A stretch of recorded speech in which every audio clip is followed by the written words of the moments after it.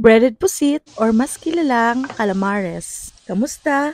Welcome to Dames's Life in Northern Summer, Philippines. Weekdays na naman nga, kaya medyo busy na naman po kami sa aming buhay-buhay.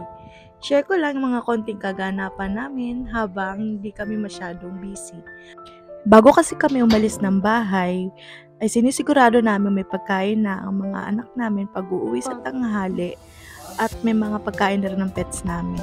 After nun, magpiprepare na lang kami, kakain na, then aalis na upang magtinda or mag-deliver. Share ko lang yung view paakyat sa Simura.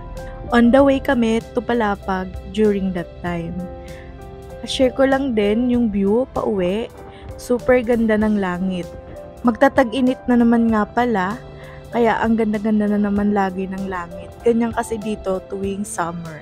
Mostly naman kahit saan sa Pinas siguro ganun. Maganda ang langit kapag summer na. Ganito nga pala yung usual view na makikita mo kapag nandito ka sa Northern Summer. Pag hindi palay, bundok, puno, tubig.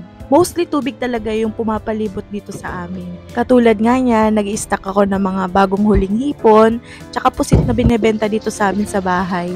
Tapos niluluto ko na lang siya kapag hindi na ako masyadong busy. Itotow ko muna to kasi frozen pa to eh. Isi-set aside ko muna siya, tapos gagawa muna ako ng gawaing bahay kasi ang dami-dami kong tupiin. After ko nga makapagtupi ng damit, nilinisan ko na yung pusit, tinanggal ko yung lamang loob, tapos pinalatan ko, then hihiwain ko na lang. Pagkahiwa natin, gumamit ako ng strainer para mataktak yung mga excess moist niya. Then kumuha ako ng Tupperware, nilagyan ko ng harina. Tapos minix ko yung templado ng breaded mix na nabibili sa tindahan. Nilagyan ko ng garlic powder, paminta, konting asin, pampalasa. Tapos shake ko lang. Then nilagay ko na yung konting portion ng iniwang pusit.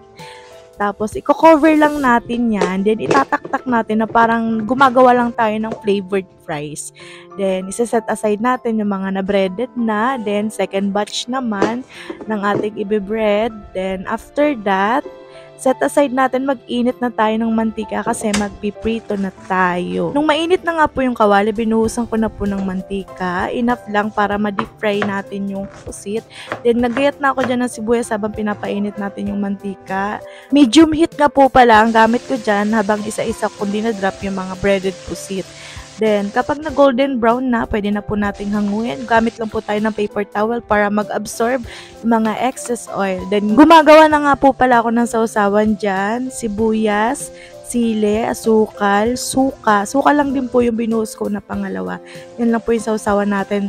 Solve na po yung calamares natin na yan. Then, hinango ko na nga po yung ibang luto na. Then, nag-batch na uli ako nung last. Hindi ko na nga po pala dinoble fry para hindi naman po bubble gum kung kainin natin itong pusit na to. Yun lang po for today's video. Thank you for watching. Like and follow!